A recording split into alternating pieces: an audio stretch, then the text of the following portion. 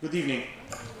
I would like to welcome you to the third workshop of the Medical Research Volunteer Program MRVP for the spring 2022 semester. We have added a seventh workshop to our series, and we posted the new updated list of the 7 workshops that we are conducting during the semester. Up to date, 53 undergraduate students are matched with 10 principal investigators from AUB, and 50 undergraduate students are matched with 14 principal investigators from 13 institutions in the United States, England, and Hong Kong. For those interested in MRVP, we encourage you to apply to both the MRVP and MRVP International programs to increase your chances of matching. Today's workshop is entitled Ethical Considerations in Clinical Research and will be delivered by Mrs. Abeer Dakik. Mrs. Dakik is an administrator who serves as an IRB member of the Biomedical Institutional Review Board, where she has been working since 2009. Ms. Dakik earned her BS in nursing and a master's degree in epidemiology from AUB. She now serves as an expert in regulatory matters that apply to human subject protection in biomedical research. She serves on different committees at AUBMC, such as the Quality Advisory Council and the Radiation Safety Committee. Her experience covers the review of at least 1,000 clinical research proposals from an ethical perspective. Abeer, the floor is yours.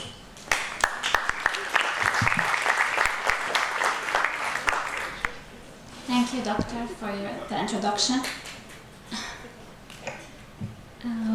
I know this is a late session, but I hope I can make this as interactive as possible. As Dr. Kafarani said, today we're going to discuss ethical considerations in research, and we'll go over the IRB approval, the process, the review, and the process and the approval. So we will go over the history of research ethics, and then we will discuss the IRB mission. We will look at case studies and assess together what constitutes human subject research, and then we will go over the stages of IRB review, the types of review, the submission process, ethical principles and guidelines, and the informed consent, and then what happens after IRB review. So before we start, it's important to consider what is ethics. This is what it's all about. It's looking at the ethical conduct of research, but what is ethics, the principles of ethics? It's a belief about right and wrong behavior, and it's really about being honest and truthful and doing the right thing, even at the expense of self-interest. It can look as if it's vague, but intuitively most of us know what the right thing is and how we should treat other people. So, before 1906, technically there were the regulations, consumer regulations, Food and Drug Administration, and the Common Rule, and the Institutional Review Board. There was none of that. Okay, and none of that, of course, was there before 1906. But after the World War II and the atrocities that happened during this war, and the news came out of medical experiments that were conducted by German physicians on concentration camp prisoners, and they were done without their consent, and many of these unfortunately died. So then the Nuremberg trials happened, and these German physicians were tried. They were charged for conducting such experiments, and a code was established stating that voluntary consent of the human subject is absolutely essential. Other research ethics experiments that were problematic is the thalidomide study.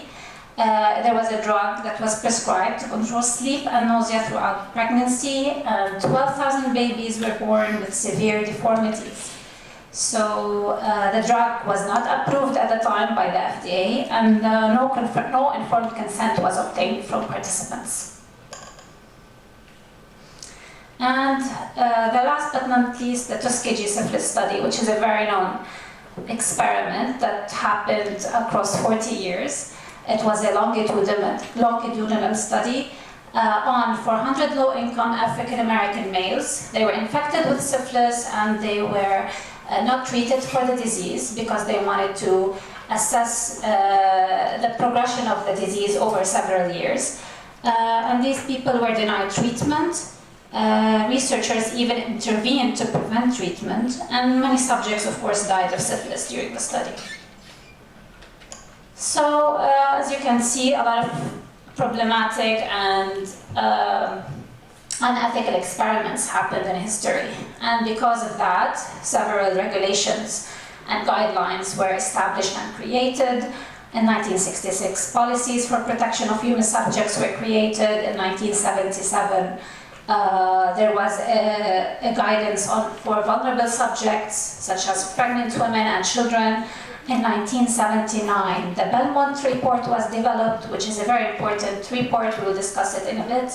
And they keep updating, so the regulations keep getting updated depending on the times, depending on experiments. So even in 2018, the regulations were updated, and we follow those updates. So all of this led to creation of IRBs, which are in principle a group of members. They can be scientific, some of them are even community members who meet and discuss and determine whether a project is safe, whether it is ethical, and they approve the project, they approve research, after reviewing the project. So it's a committee. It's a committee designated to review the conduct of research and to protect the rights, safety, and well-being of all human subjects participating in research activities. IRB reviews the ethics of research proposals and ensures that all human subject research complies with institutional policies, national laws, and federal regulations. And at AUB, we have an IRB, of course. We have two IRBs, a biomedical one and a social and behavioral IRB. The biomedical mostly reviews experimental projects that involves drugs, devices, and biological testing. The social and behavioral IRB reviews projects involving behavioral methodology, educational research, and surveys. And our IRB has been established since 1996, by the way. That's SBS1 was established in 2009. So we've been reviewing protocols for a long time. So when is IRB submission needed? Can anyone tell me, actually, what do you think you should submit to the IRB after all of this discussion about history and research ethics?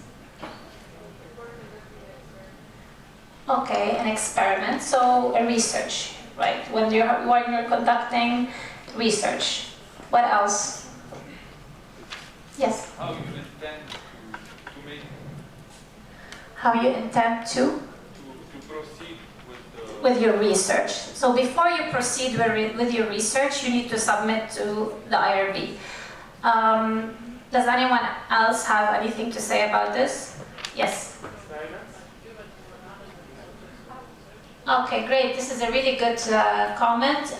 Human. This is important. We'll discuss animal later. Anyone else?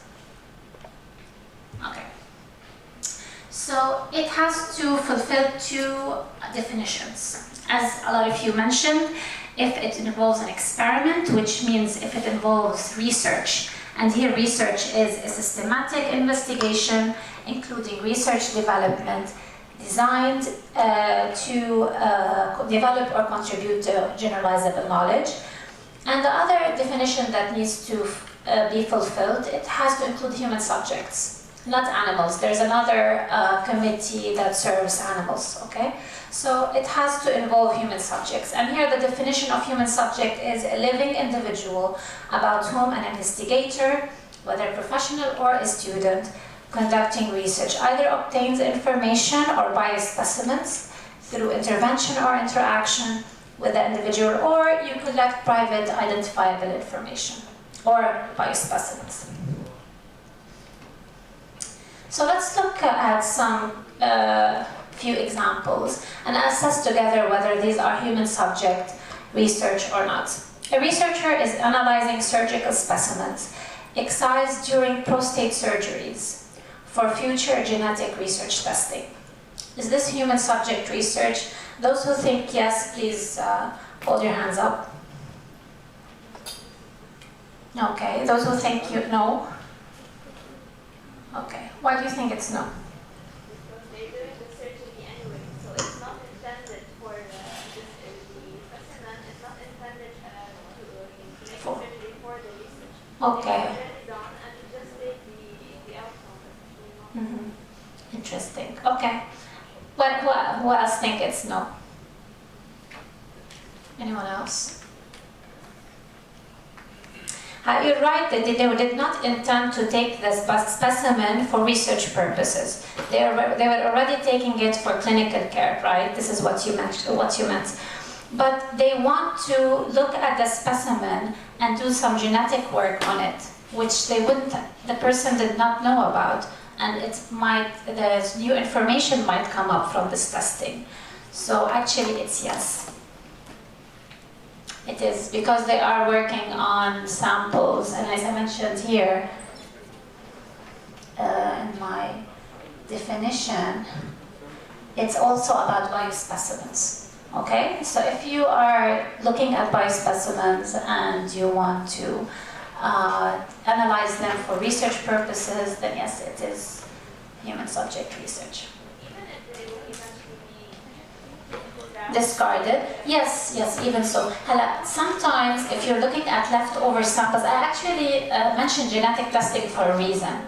If you take leftover samples and you don't take any identifiers about the person, you don't take any information, it can be considered non-human subject. But in this case, they are working on genetic, their work is genetic. So some information might come up that needs to be reported back to the person. So it's better to, of course, submit it to IRB. The second case is reviewing records of patients who were admitted to the hospital in 2021 with shortness of breath to examine their COVID-19 status. So here they will look at records that were already collected, data that has already been in the medical records for the past year. And they will obtain some data on people. Do you think this is human subject research? Who thinks it is? Why do you think it is? it's also related to the quality of their approval. Okay. Even though we're not doing the research on people, Who think it's not? Yes, why? I think because it's already, the information is already there. You mean the data is already there? Yeah, I understand. Well, even if the data is already there, it's data about people, and you would probably retrieve some identifiers while looking at the data. So this is considered human subject research. This type of project might fulfill the definition of, might fall under waiving the consent. So we might not ask you to consent people for such a project, but we will need to review this as IRB. So it's a minimal risk study actually, but yeah, it needs our review. Okay. This last one is assessing the percentage of fat in dairy products identified as low fat and fat-free to determine whether they meet those standards in the nutrition lab at AUB. Who thinks this is human subject research? who think it's not. It's not. No, they're looking at dairy products, right? It's not related to people. So yeah, it's not human-centric research. Okay, so once these are the stages of IRB review. We'll go down the ladder up, and we'll go up together every step of the way. The first one is you fill an application and prepare a submission file. So if you, as students, were asked to submit an application to the IRB, it's important to know some stuff. Okay, so first of all, what type of application do you need to submit? It really depends on the level of risk associated with the study you're working on. So if the study is very low in risk, then you submit an exempt application. If the study is minimal risk, the risk is here is a bit higher than less than minimal risk, then you submit an expedited application. And if it's more than minimal risk, then you go for a full review. And full review here means that all of the members of the committee, they meet every month or 2 weeks, and they discuss the project and they all determine whether we can approve it. So I'm just going to go over the definition of risk, and it's according to the Department of Health and Human Services, it's the probability and magnitude of harm or discomfort anticipated are not greater in and of themselves than those ordinarily encountered in the daily life or during performance of routine physical or psychological examination or tests. You know, what does that mean? It means that if you're walking down the street and you're fine, you're not doing anything, if you actually participate in a study, you will not get harmed in any way, just as if you'll be walking down the street. In Lebanon, you'll probably fall or something because shijura, but no, in general. Okay, so this is the definition of risk. I'm going to go a bit over the type of applications. So for exempt, if the project you're working on falls under one of these categories, and if you're working on a project that, if you're going to survey people, or if you will work on a data that has already been collected before, you're going to analyze it again, or if you will work on a food tasting study, then all of these are considered exempt. The level of risk is quite low. So you can fill the application for exempt, and you can find all of these forms on our website. And this is the exempt form. Expedited, here the level of risk is a bit higher. So if you want to work on children or maybe target refugees, if you want to randomize subjects to different instructional methods, if you will use deception, you might decide not to tell people directly about the purpose of the project.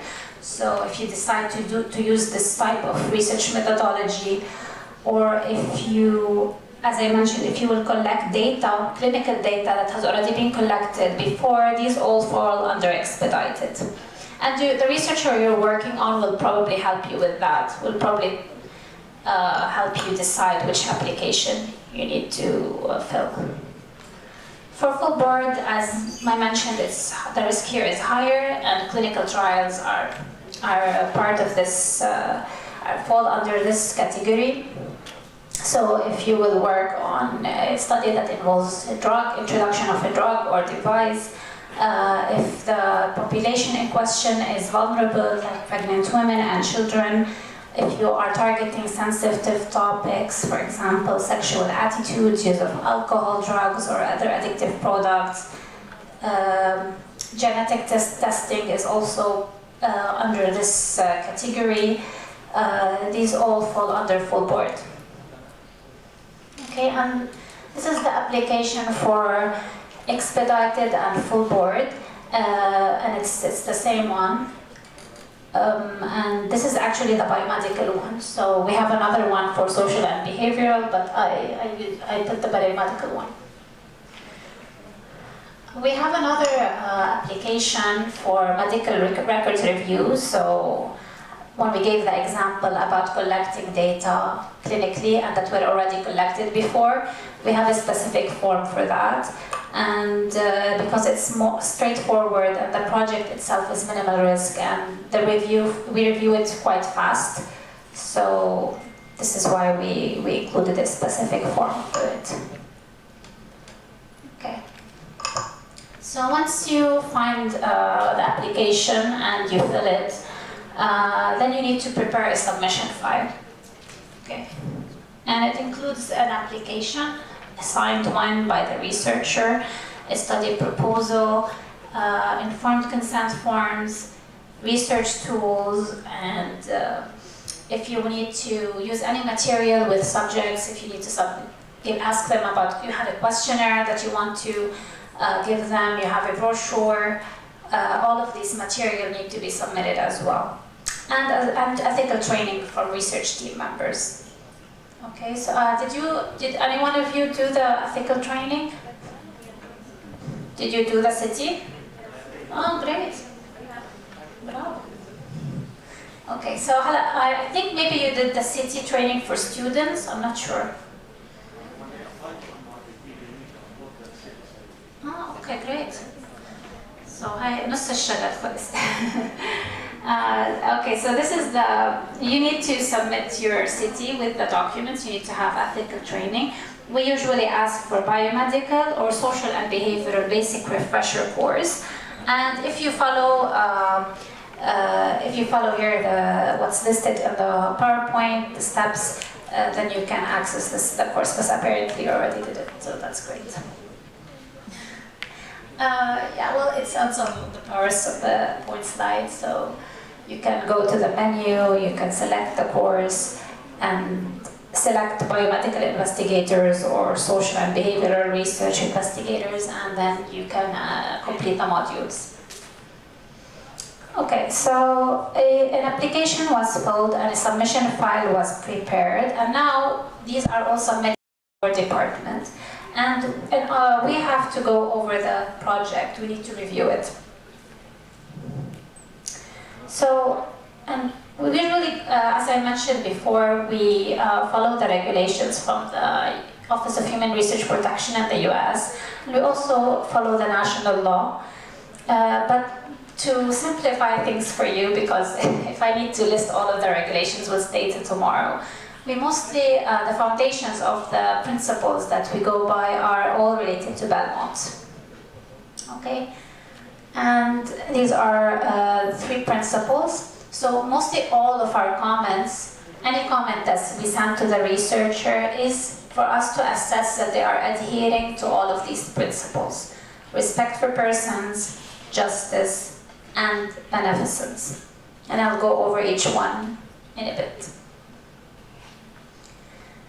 So respect for persons is the principle related to, I think it's obvious it's self-explanatory, but it's how we are treating people.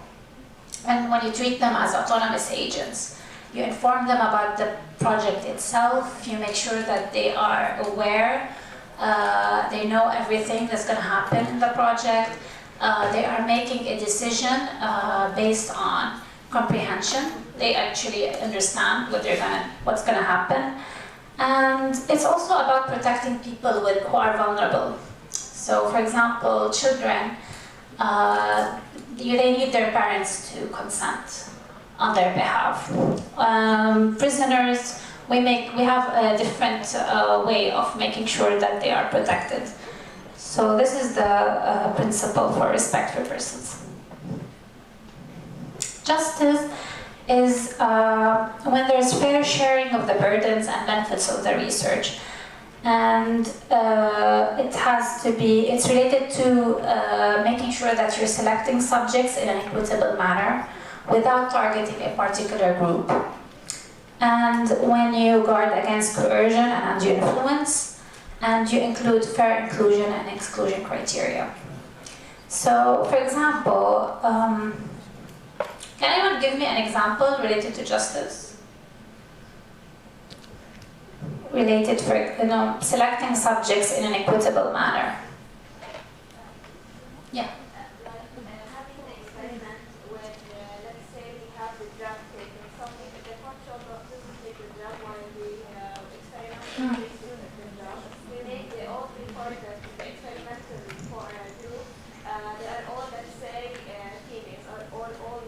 wider cultural audience. This is an excellent example. Can anyone tell me another example? Yeah. Targeting black people. Targeting? Black people. Yes, exactly. Exactly. So actually, these are really good examples. Or, for example, researchers who would target those with low socioeconomic status, because they would probably agree to participate to have the benefits or to achieve benefit from the study, right? What about coercion and undue influence? Can anyone tell me anything about that? How can there be coercion or undue influence in a study? So the subject has to consent to have the study taken, and you mustn't mislead them about something. So tell them about they need samples to recruit this and use for something else. Okay, misleading. All right. Maybe okay. I'll get back to that. Yes. Like withdrawing other options, only having the option of withdrawing, whether or not there are other options. So let's say you're testing a new drug, and there are already other ones that they approve on the market, and you either withdraw the information or tell them that you're not going to give them this treatment. You only give them the option as a condition to take your. Yes, that's coercion. Yes, very, very good. Yeah, I agree. When she's saying that when you tell them that you don't have any other treatment available, you just have this treatment and it's the research, the treatment for the research, right? This is what you meant, yeah. So yeah, this is totally coercion.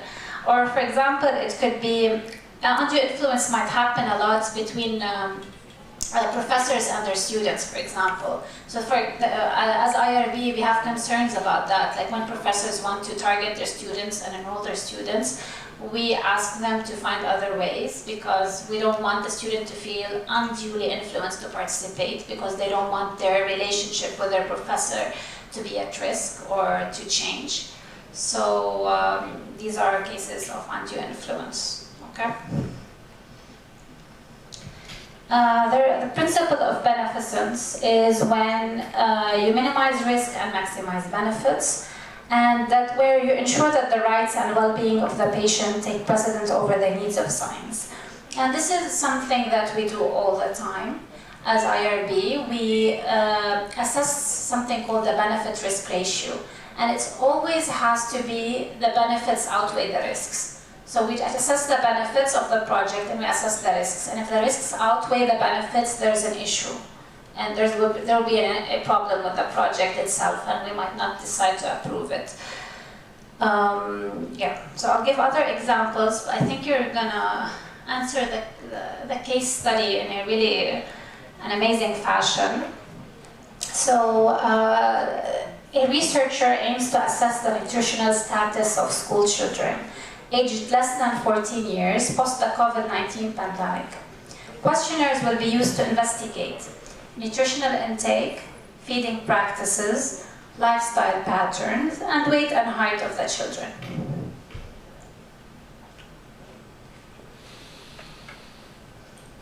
So the parents of eligible children will be approached directly during a parents' assembly that is held semi-annually at the school.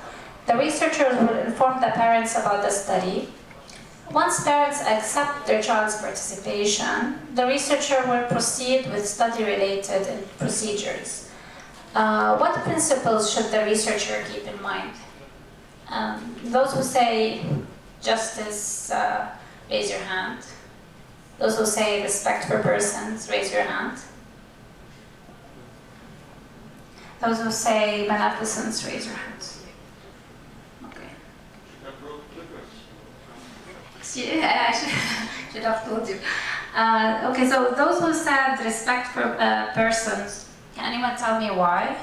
Because they're vulnerable. The children are vulnerable. Okay, but what way can they ensure that this principle is adhered with? They should get the children to also consent, because the parents might consent, but the children might not. Exactly. Exactly. So the parents can provide consent on the behalf of their children, but the children and adolescents need to be assented. They need to say that they need to accept their participation. If they don't want to, they shouldn't be enrolled in the project. Okay. So yeah. The researcher decided to target girls only, as eating disorders is suspected in this group mainly. What ethical principle is being violated? Respect for persons? Justice, yes, very true. I think we just talked about this and it's obvious now that it's justice. Yes, they should not target girls only. Not only because then in this case, the girls will have to take the burden of the project on themselves. And the boys, if there are benefits from the project, they will not be able to benefit from it, right? But what if the aim of the study is to target the sick, or prisoners? They can, but there should be a reason, right? You know, if it's targeting prisoners, then the purpose of the project is to help this population. But they're targeting those with eating disorders. So why are they only targeting girls? Okay, but we need to, we'll go this over the review. Like we'll review this and make sure that the purpose and the population in question, they are aligned with each other, yeah.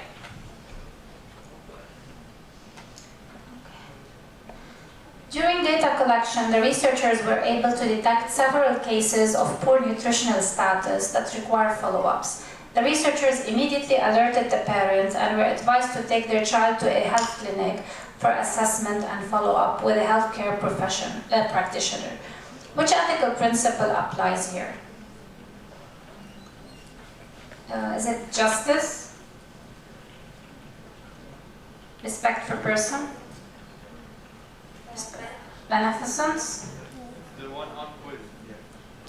Yes, true. بس لازم خربطكم بعد في وحدة لا. It is beneficence, yes. But can anyone tell me why? Because the benefit that they drew from the project, they put it to the use. They told the parents that they should take it to the Okay. Because they immediately alerted the parents. Exactly. So, exactly, yes. So in order to benefit from what the information that they acquired from the study, it has to go back to the person, and they should benefit from that somehow. So yes, beneficence. Okay. So other than the principles, we assess that the researcher took the principles into consideration. We also assess recruitment. And we ask researchers to detail that as much as possible. How will you approach participants? Where will you find them? How will you consent them? Do you have a question? Okay. Say the risks outweigh the benefits, and the researcher wants to proceed for the sake of science. If they do the research on themselves, can they get that approved? Wow. So the risks outweigh the benefits. So the researchers want to do the research on themselves. But will they acquire a decent sample size to do that? Honestly, no. We don't. Actually, we frown upon research using yourselves as participants, because then you are unduly influenced somehow.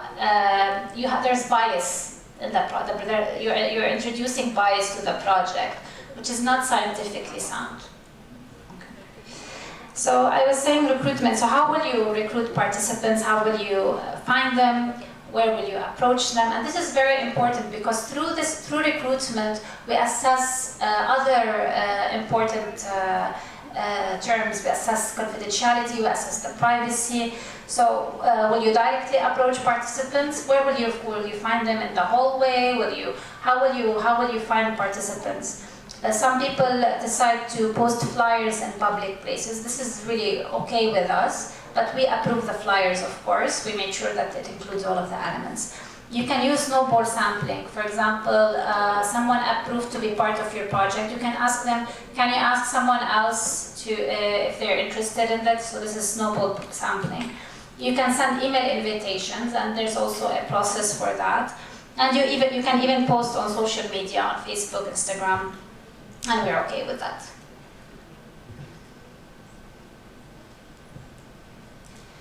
And then informed consent, which is a really important document It's an integral aspect of our review process.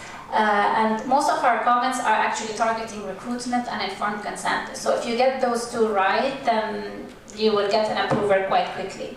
So informed consent, it has to include these elements. It has include the purpose, duration of the study, description of the procedures.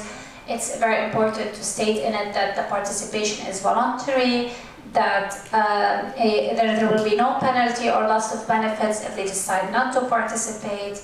To include the risks and the benefits, the confidentiality of the records, and the contact information of the researcher and the IRB. The informed consent is not only a document, it's a process. So you inform the participants about the project at the beginning, but some changes might happen across the research. As you're doing the research, you need to revisit the consent, maybe you need to tell them about it. And at the end of the study, you might need to relay the results to participants. So it's important to know that it's a process, it's not only a document. And two things that I'd like also to highlight and pinpoint: the confidentiality and privacy. Can anyone tell me what confidentiality means?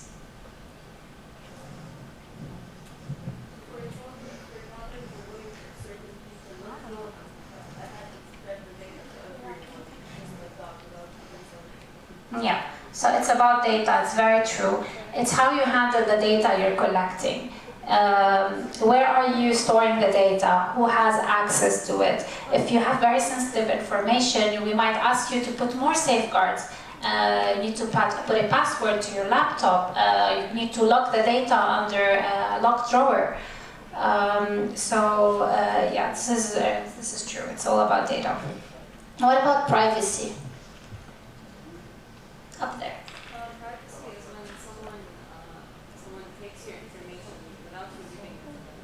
So they reach your circle rather than the information coming out. So it's when someone gets your information without you telling them. Is this what you're saying? Yeah. It has you kind of mentioned. Yeah, I came a bit close. It's really related, so unlike on confidentiality, which is about data, it's about the person himself or herself. Maybe they would feel that their privacy was breached if you just call them out of the blue. If you get their phone number from someone and call them, they would feel that their privacy is breached. So it's really about the perception of the person and about how they are viewing the way you're approaching them for research. Okay, so this is the right of people to control access to themselves through intervention and collection of information. So how long does this whole process take? And this is what we are asked about a lot. It depends on the level of risk. So if the project is low in risk, it doesn't take a long time for us to review the project, but if it's high in risk, then it might take more time. For exempt, it takes around 8 to 12 days, for expedited 4 to 6 weeks, and for board more than 4 weeks, depending on the date of the meeting and the agenda.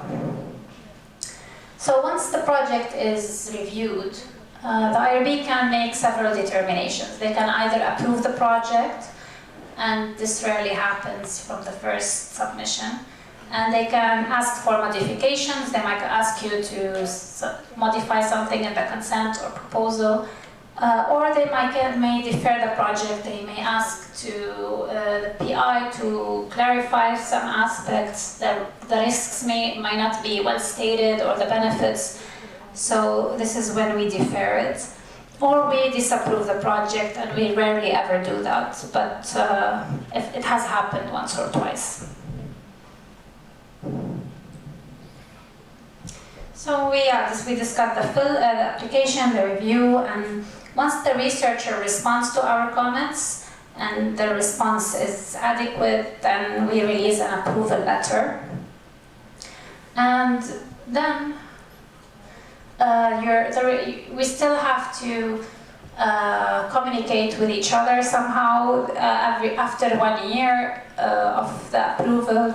The researcher may need to submit a progress report. If the researcher wants to amend something in the project, these also need to come our way. If an adverse event happens in the project or some safety information arise, also we need to know about those.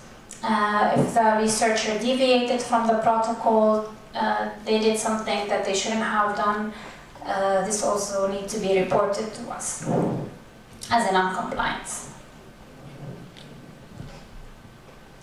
So technically, this is almost over, but I just wanted to discuss the precaution measures during COVID. I think you already know all about those. At the beginning of COVID, we withheld research for a while, but now everyone can work on their protocols as long as you practice safety measures, you screen for yourself and the participants for COVID-19 symptoms, hand hygiene before and after every interaction with participants. Of course, you make sure that subjects are wearing masks and you wear masks yourselves, and physical distancing of at least 1 meter. These are our contact information, and you can call us anytime, you can set a meeting and discuss your protocols. Any questions? Let's thank Abeer for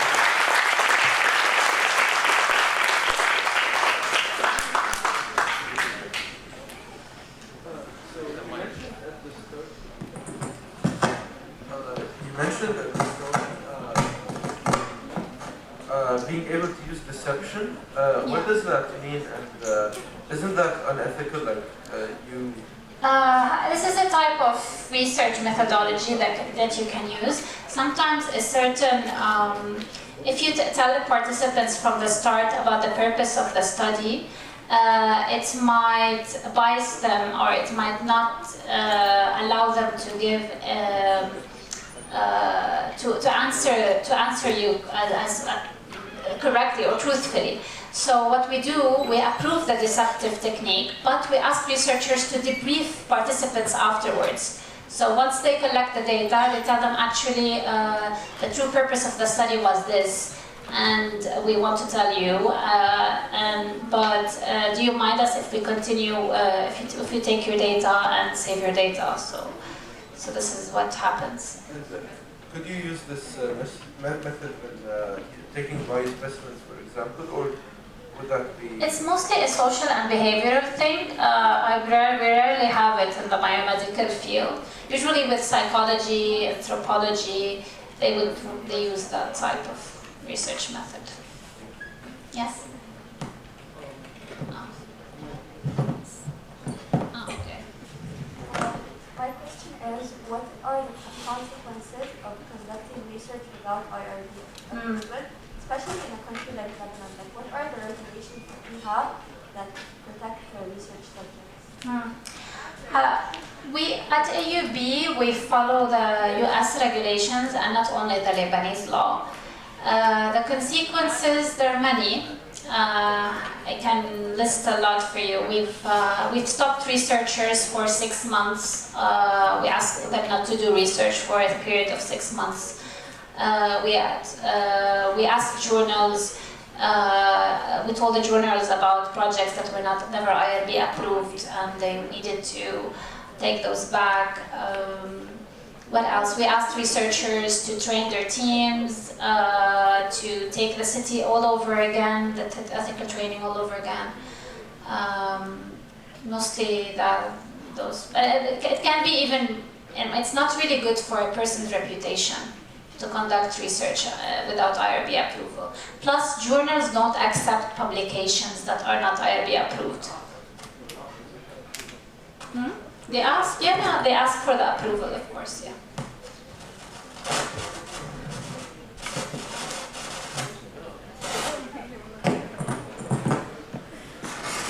I happen to be a part of a literature review on the causes and treatments of eating disorders, and the majority of the scholarly sources that we examined show dissatisfaction in that the literature is not exclusive to males, but it's mostly female-oriented. especially in assessment techniques and treatment protocols. So I wanted to ask, if this was a violation of justice, why is the literature still not that inclusive to males in this aspect? So, do you think the articles you've read, they said they are excluding males, or they did not find males with eating disorders? There's a difference. No, the majority said that the assessment techniques that they were using they targeted women. They targeted females? Yes, were developed by female samples, using female samples.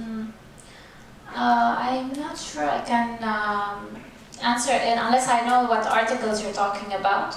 But usually it depends on the project itself, the purpose, how the purpose aligns with the study population. So they might have submitted it to the IRB and told them we're targeting women because we're worried, because mostly women have this disorder. Mostly women are, I don't know actually. It really depends how they documented this for the IRB, what approach they are taking. But in general, we always ask, inquire about exclusion criteria. Why are you excluding a certain group from your project?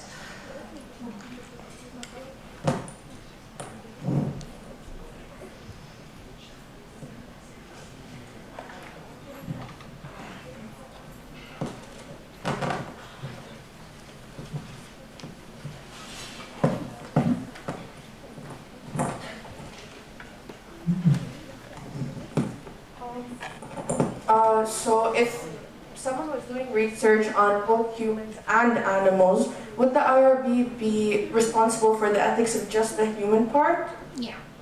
Okay, and if a medical researcher was performing an unethical experiment, would they get their medical license revoked if it's like very extreme?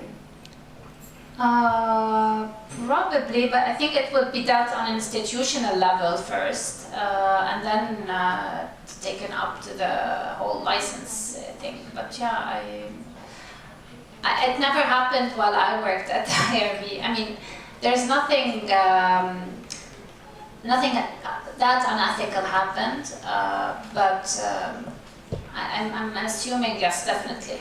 Of course. Also, at what age do we start asking the participants if they want to participate? Assent form 7.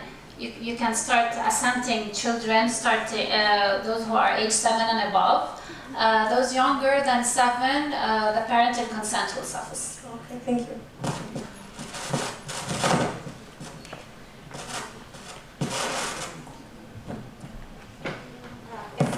The article type is a systematic review, and we're reviewing articles that have IRB form approved. So does it mean that we need also to get the IRB approval? No, you don't need for systematic review on IRB approval. Okay.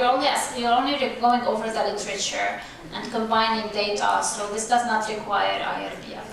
And another question, I don't get why if we have a closed questionnaire given to participants, if we don't know the participant nor their names, and we just have, let's say, the height and the diet that they use, why do we need an IRB approval? Because you are acquiring data from human subjects. It can be any person, so it's not like... I know, you mean it's de-identified. Yeah. Yes, you are completely, I understand what you're saying, but this is why it's under examined, remember? So it's a very minimal risk study, but you are taking data on people, and even if it's de-identified, it has to come our way. Thank you.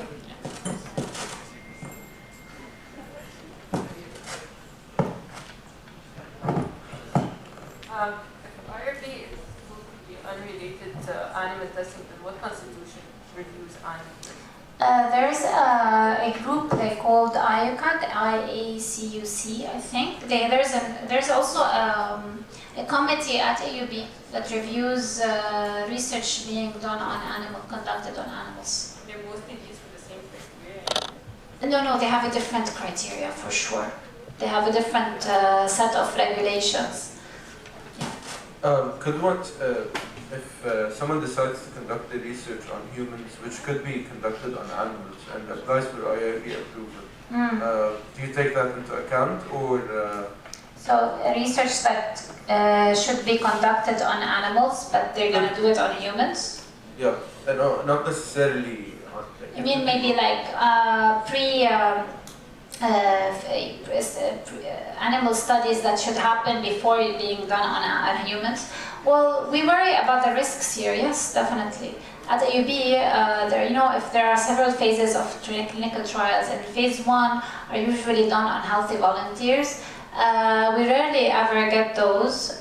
Once we do, we scrutinize them a lot. So, of course, what you're saying, your example that you just used, we would probably have issues with that. Yeah.